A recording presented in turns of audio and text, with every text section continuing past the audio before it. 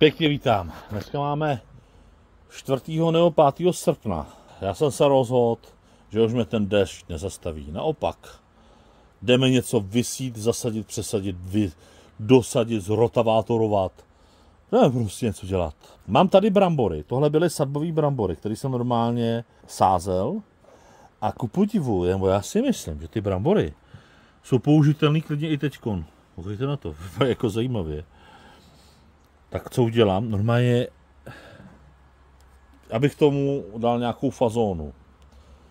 Máme vzadu ten pozemek, který jsem rotavátoroval. Teď jsem se rozhodl, že už tam ukázalo dost plevelu, takže bych ho zrotavátoroval znova na plevel, ale když už to budu dělat, takže bych sem tam zasadil něco, co mám. V tomhle případě tam dám brambory. Já si myslím, že úplně na pohodu ty brambory stačí zase jako dorůst jakoby do podzimu, jo? Nebo až do zimy. Nakličený jsou krásně minimálně. Jo? Takže brambory je základ a mám tam spoustu nějakých semínek. Uvidím, jak nás to bude bavit, uvidím, kolik tam toho vysem, uvidím, jak to půjde a tak dále a tak dále. Všechno souvisí zase se vším, jo? Ale brambory určitě dáme. Bude to pokus. Ale kdo nic neskouší, nic neskazí. Takže určitě mi pište zase komentáře. Vyjde, nevyjde, tipujte si a nebojte se, videjko o tom, jak to dopadlo. Dobře či špatně, samozřejmě bude. Při sklizni. No a uvidíte taky ty semínka, co jsem vybral. Já si myslím, že to vůbec nebude špatný a že minimálně to prostě něco takzvaně hodí. Dobře, jdu pro bulldoga. Přátelé, zrotavátoroval jsem tady ten pozemek, trošku teda jako pršelo, kapalo, takže jsem mokrý, ale to nevadí. Pozemek vypadá moc pěkně, je hezky vlhkej. Takže uvidíme. Přinesl jsem brambory a přinesl jsem zbytek semínek, který vlastně i jakoby nějakým způsobem chci zpracovat. Jo. Jednak prochází záruky, nebo jsou načatý pytlíky a tak. Takže tam mám pytlíky třeba hele, je to test, je to pokus. A jsem prostě zvědavý, jak se to bude chovat. Na začátku srpna, když tady vysedím, ale myslím si, že by to mělo prostě dojít. Plus, mám tady nový nástroj, chci ho vyzkoušet a sázím na něj, protože bude fungovat. Je to takový mini pluh, koukejte na to. Okoukal jsem to na čínských videích a objednal jsem to z Temákova. Vy nevíte, co to je Temákov? No to je Temu. A to si taky můžeme vyzkoušet na nějaký short. Jak to funguje. A ještě jsem to nevyzkoušel, to vidíte. Tak jo, já to jdu vyzkoušet tady. Hele, tady mám políčko, který už lehlo plísní, brambory. A tady už máme vybraný brambory, tak já to zkusím na něm. Já teďko nevím, jestli tomu musím udělat jakoby takhle.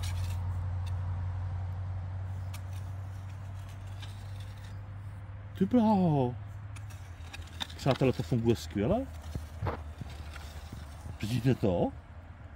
Ale a jak jsem si myslel, že budu potřebovat sílu, tak prakticky, hele, tady mám jako brázdu brambor, jako sice už, jo, víme o tom, že jsou ty brambory mrtvé.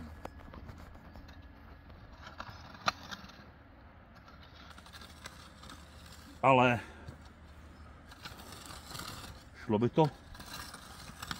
šlo by to relativně dobře zahrnovat. A když chci na druhou stranu, tak to musím dělat takhle. Nejdřív si udělám takovou rejvu, jako vodící.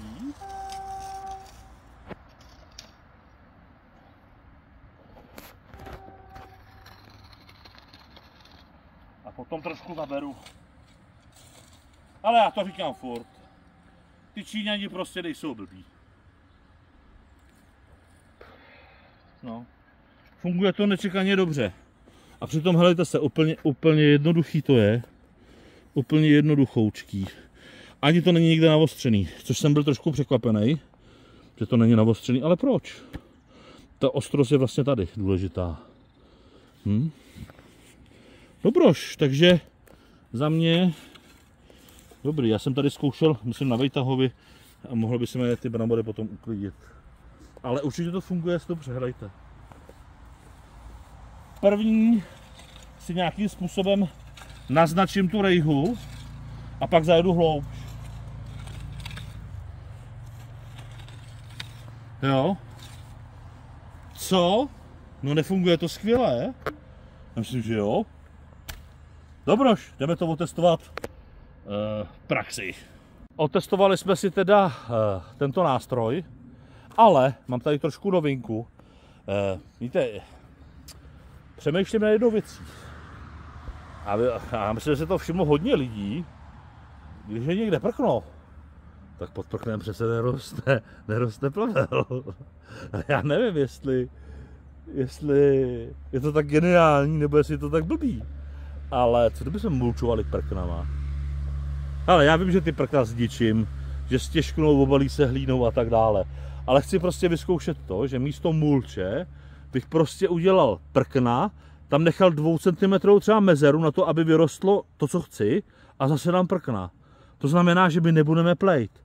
Jediný, co se bude plejt, takže je něco v té brázdě, kde vyroste třeba ta mrkev nebo ten hrášek, tak tam budeme plejt. Ale přitom po těch brázdách můžete víceméně chodit. Nevím, no, třeba to bude šikovný, třeba to nebude šikovný, fakt nevím. Ale ještě přemýšlím, že potřebujeme jednu věc, a to jsou hrábě. My si to musíme srovnat s hráběma, aby ty prkna pěkně jako lehly takzvaně jako prdel na hrnec. Tak jo, takže hrábě jsou tady za moment. Dáme tam brambory, to je jistý. Dáme tam hrášek. Proč? Děti hrášek milujou a svým způsobem, hejte se, hrášek, ať vyroste nebo nevyroste, tak potom já ho zarotavátoruju prostě jako zelený hnojení do toho políčka a bude to. A potom tady asi bouchnu česnek. Takže svým způsobem udělám třeba 3 pruhy hrášku. Já tady mám hodně hrášku. Tady to je hrášek, který jsem semenařil asi loni. Měl jsem ho hodně, takže hrášku máme dost. Tohle má tak 20 metrů, tak uvidíme, no, to budeme ještě pro prkna určitě. Tak jo, je to zajímavý. Ale mám tam mrkev, mám tam petržel, mám tam takovou tu čínskou zeleninu, je tam toho prostě mraky. A tady je mraky místa, nevyužitý. A pak, že hrábě nemají nožičky, helejte. Tady ty mají docela rychlý nožičky. Tak jo, přinesl jsem hrábě. Potřebuju to prostě nějakým způsobem srovnat do relativní roviny, aby prostě ty prkna seděly. No.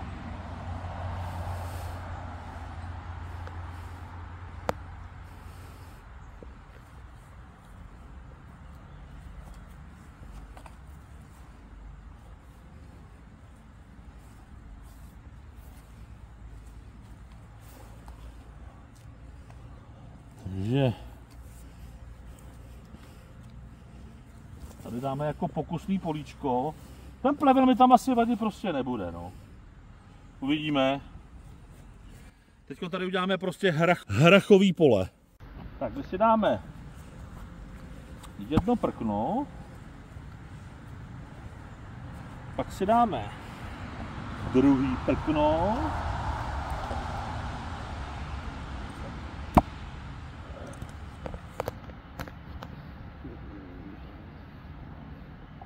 Pak si dáme mezeru na hrášek.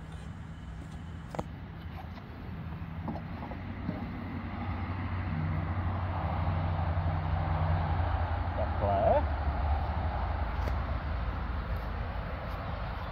A prkno. Jo? Takže plevel může vyrůst jenom tady, tady a tady. A tady dáme ještě jedno prkno.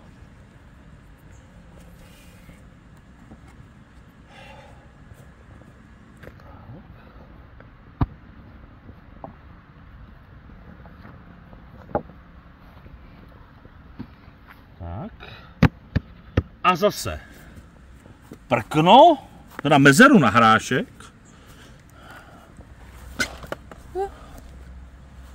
Tak.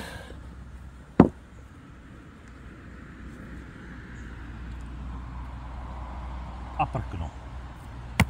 Co? A tady dáme hrášek. A tady taky.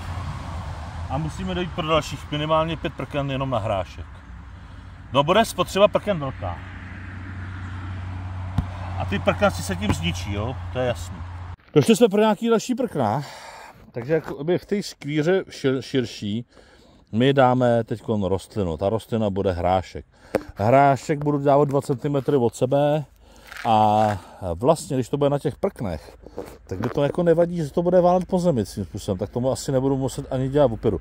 Ale opěru můžu dodělat kdykoliv potom, jo, to není problém. Teď je v zásadě to, že přemýšlím, ale my jsme sem přinesli 10 prken nebo 9, a je to jako prd, 8, a je to jako prd, no. A je 9, sorry. To je jedno, jo, a je to jako prd. Takže už asi vidím ten problém, proč se to nepoužívá, nebo možná už na to někdo přišel, ale je problém v tom, že je opravdu velká spotřeba těch prken. Takže by se to, ale ty prkna vám vydrží potom 10 let, jako bude to nějaký schnilý věci, teoreticky by to šlo přejet s ohněm a vydrželi by jen dlouho, jo. A nemuselo by se plejt. Já teda v každém případě chci vymyslet, je to vymyšlený 100%. Takže chci to praktikovat a aplikovat ve svém prostředí, že chci minimálně plejt. Letos jsme hodně pleli a fakt mě se z toho točila hlava, je to strašná ztráta času, něco se musí udělat, to je jedno. Jdeme dělat a vymýšlet další. Teď si uděláme hrášek, aspoň tady na tom kousku, myslel jsem si, že toho bude mít málo, já si myslím, že to bude spíš hodně. Tak. Nasypeme si hrst. Já to budu, aby to bylo líp vidět, tak to budu dělat tady. Centimetr se zatlačí ten hášek, 2 cm od sebe, jo. Vzhledem k tomu, jak je teď vlhko, tak je to krása. Musí se to ale schovat. Proč? No kvůli, schoval se to kvůli ptáčkům. Ty další tam zales. Takže teoreticky, co kdybych to udělal takhle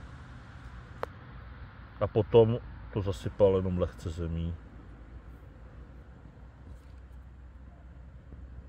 Proč? Jako ona si tu cestu najde, ne? Co tady s tím budu, to by se tady s tím matlal 20 let. Jo, takže potřebujeme, aha, ne, my to uděláme ještě jinak. My jsme totiž koumáci, moment. Šup. Yeah. Tak. A teď už to bude padat krásně do té rejhy. A jedeme. Hrachu, jako kuli hrachu tady bude. Stejně ho bude málo. Protože to vím. Tak, a tady máme tady tu rejhu. Tak, a jedem.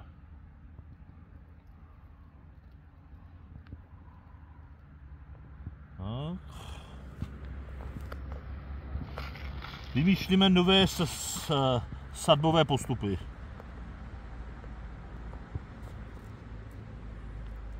Tyhle mi se to strašně líbí tady to.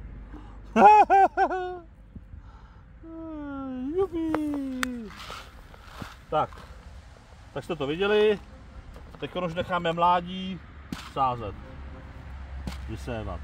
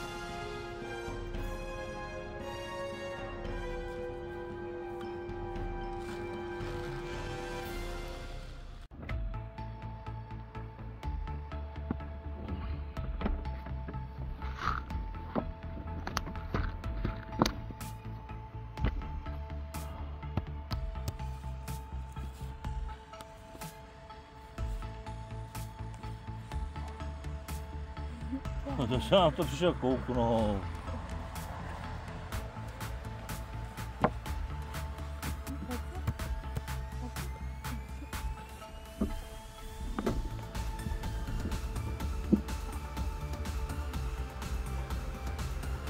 Hlavní sazeč. Nezdržuj, Bibino, máme to tady hrozně udělat dneska. Já bych možná připravoval ty brambory. Hrášek asi bude stačit, hele, 1, 2, 3, 4, 5. Takovýchhle 5 štráchů to bude stačit asi. No uvidíme, jeď. Ale nemáme čas, nebo tady budeme do večera. Já to ještě propekná. Dáme 6, dobře.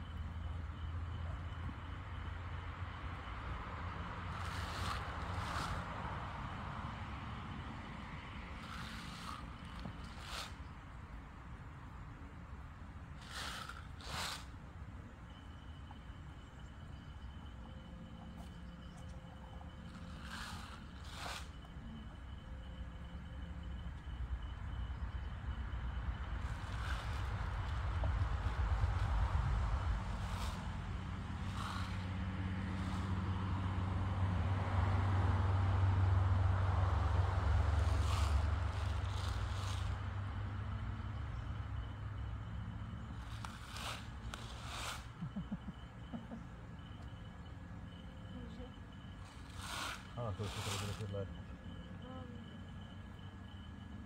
Tak jako dělej. No, potřebujeme, ale potřebujeme, aby ty hráčky byly všude. Když to bude 5 na sebe, tak taky nevadí. Ale uvidíš, že tady to bude úplně zarostlý jako blázen. No, tak to rozhoň. No.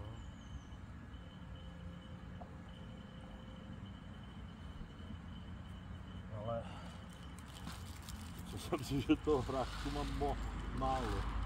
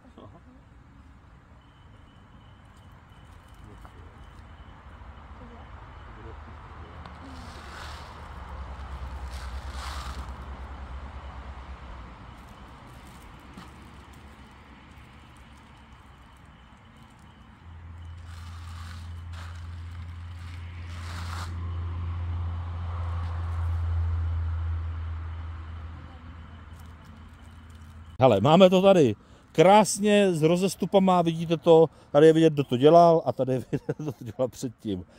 Já tady nebudu u toho trávit zbytečně moc času. Semínek je fakt dost. Teď potřebujeme ty semínka schovat.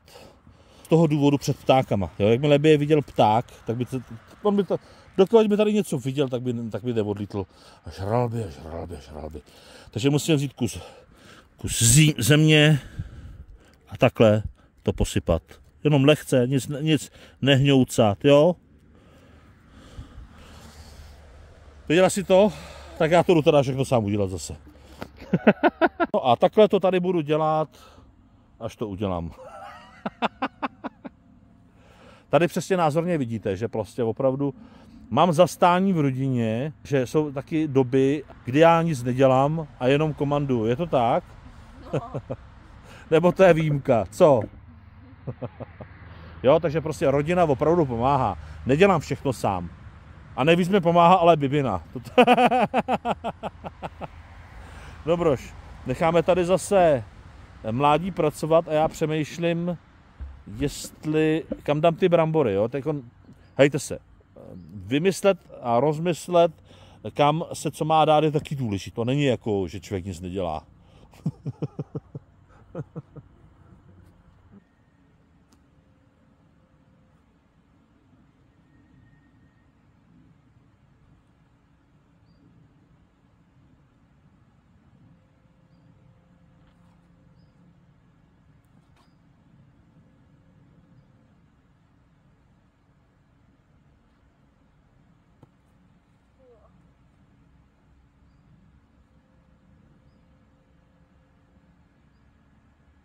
Jsem se, že využiju nový pracovní nástroj a začnu dělat ty brambory tady.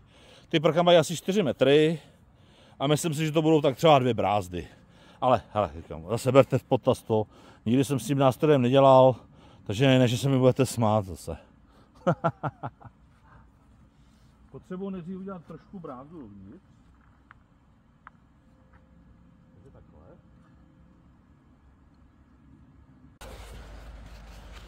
Tak, koukejte se, prostě jak je to na ukázkový, to je ukázková sadba, jak vás si nemůžu pomoct. Bude dávat na rozpětí 25 cm.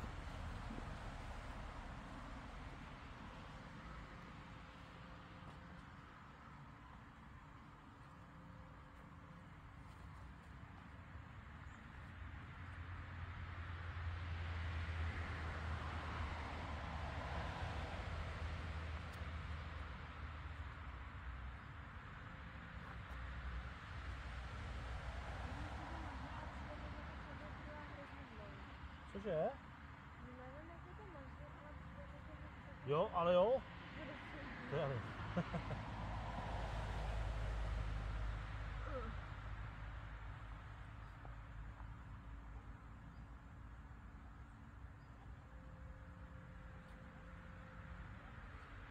Takže můžeme prostě podat tamhle.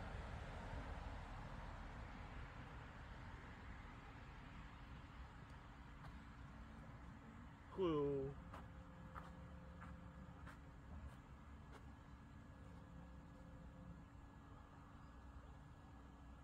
Budu pokusit, nebo teď se pokusím udělat tě hrubek normálně.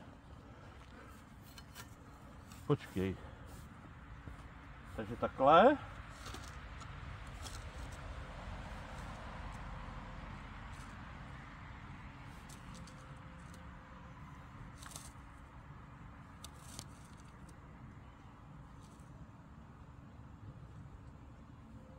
Ještě ho opravíme. A kdybych to neměl tak nakypřený, by to šlo asi líp normálně.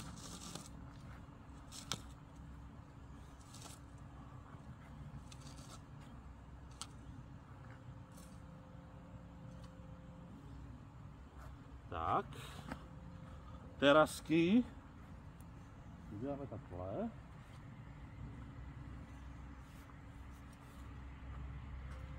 No, to udělám takhle.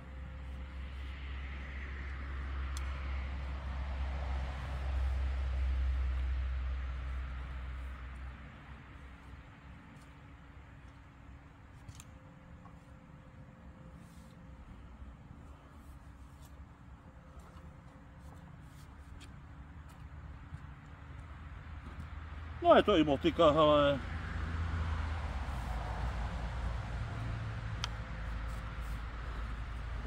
Tak, jdeme další hrubek.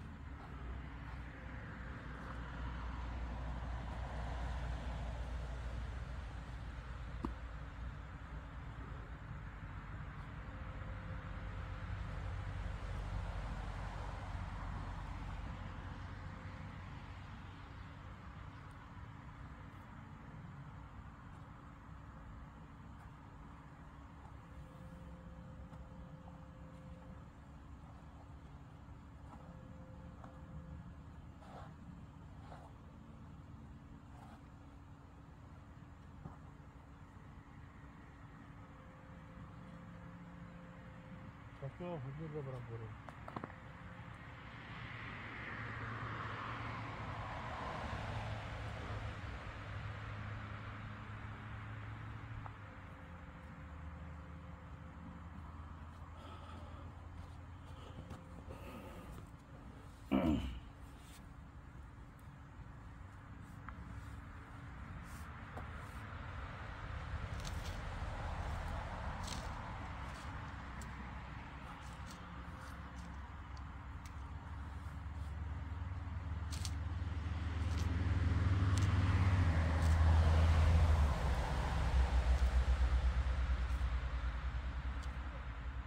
Ještě máme jeden.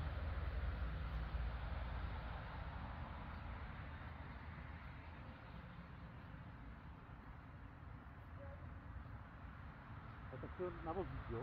A to jdeš na jedno. Nebo na kolečko. Určitě vem 3.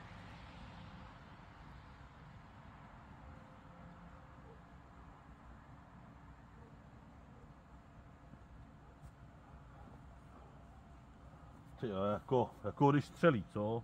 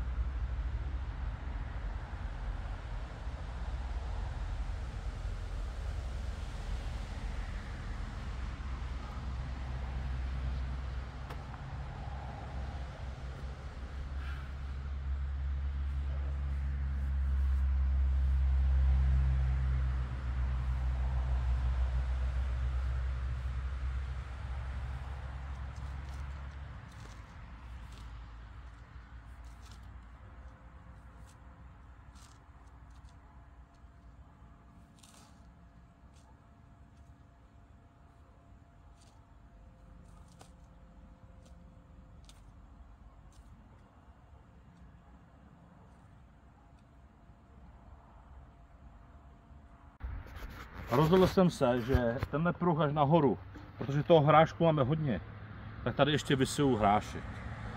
Bude to prostě stylem takhle.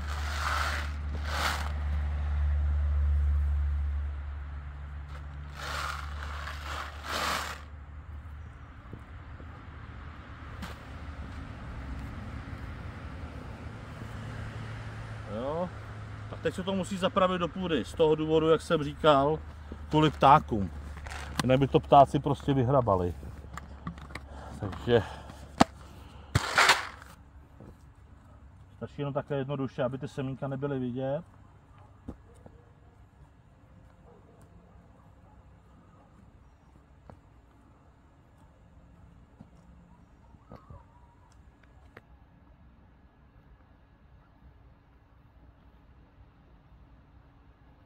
Jo. A tady uděláme další uličku.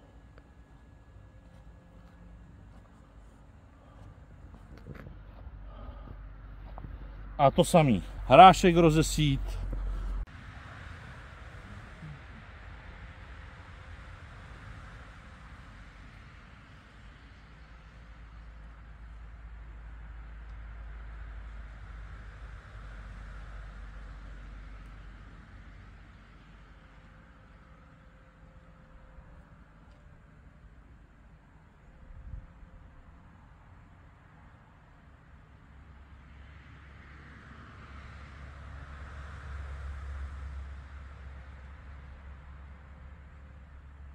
Vezl jsem slámu. Na co?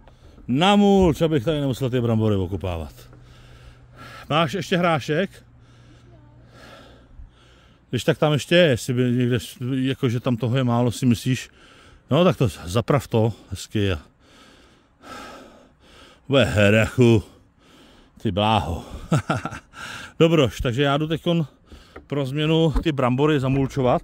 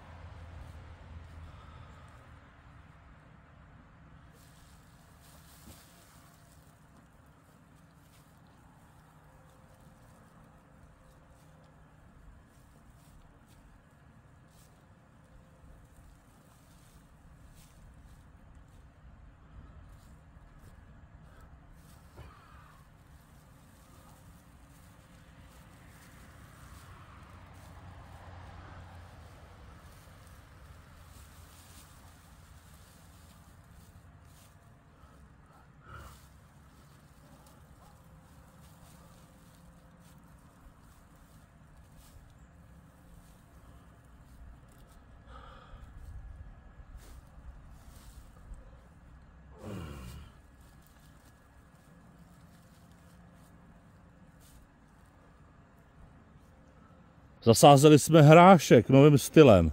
Zasázeli jsme v srpnu brambory. V srpnu. A zasázeli jsme další hrášek. Nebo vyseli.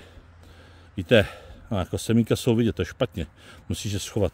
Oni potom začnou hrabat, ty ptáci najdou všechno. Když z toho nic nebude, bude z toho prostě minimálně zelený hnojení. Dodal jsem sem nějakou biomasu zase. Není na tom nic špatného, jenom jsem se s tím dal práci. Bibinka je spokojená. Viď, chodí po pěšinkách, no, pochopila. Vlastně není to hloupý pes. Dobroš. Myslel jsem si, že uděláme ještě mrkev a tak, ale musím ještě pozbírat rajčata a je toho hodně. Takže asi zítra budeme pokračovat. Uvidím teda, jestli budeme pokračovat, ale asi jo. Mě to bavilo, co tebe? Já zítra jemu bráchu, abyste se vystřídali. Jo? Takže sázení a výsevu zdar. Plísni zmar, mulči nazdar, dej mu štěstí pivu, hrášku, bramborám, ať se dílo podaří. Hele, nový nástroj nevypadá vůbec špatně, ale zase musím tomu přizpůsobit nějak použití. Používal jsem to víceméně jako motiku. Ale pokud bude tahle půda za 14 dní, za 3 týdny, bude taková jakoby už ulehlá, jo, teď si to je čerstvě zrotavátorovaná, jo, takže to bylo takový blé. Ale jakmile to bude trošku ulehlý, tak ten nástroj bude skvělej. Určitě bude lepší než motika, protože fakt to bude dělat ty hrubky. No, takže tak, za mě nástroj je v pohodě a jenom zase čas ukáže, jak dobře ho spíš využiju, jo, v praxi. Aha, mějte se hezky. Čus prďus, u pokračování nebo u nějakého dalšího videa. Nezapomněl, když jsme u toho výsevu a zasazení, tak koukejte, tohle jsme dneska sklidili na zahradě. Přitom není hezky. Já v prostředku týdne má už přijít sluníčko, má se přijít 30. Konečně se to rozjede a nebudeme tady takhle příštipkařit.